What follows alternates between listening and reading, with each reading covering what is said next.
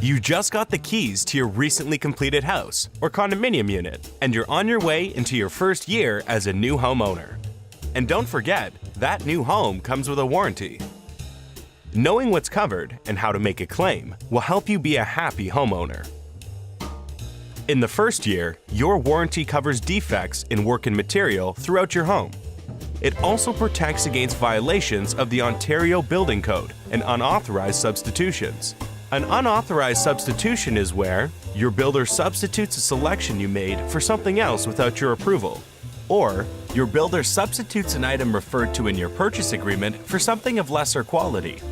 The warranty begins on the date of possession and lasts a year from that date. So for example, if you moved into your new home in January, there are 2 time periods during which you can make a claim to Tarion. And it's so easy with the My Home app, Tarion's online service for homeowners. Within the first 30 days, you can submit a 30-day form. Is there something your builder didn't repair from your pre-delivery inspection? Or have you noticed some other issues since you moved in? In the last 30 days of your first year, you can submit a year-end form. Since some things might not be covered beyond the first year, be sure to submit all of your remaining warranty items at this time. If you have any questions, contact us. We're here to help.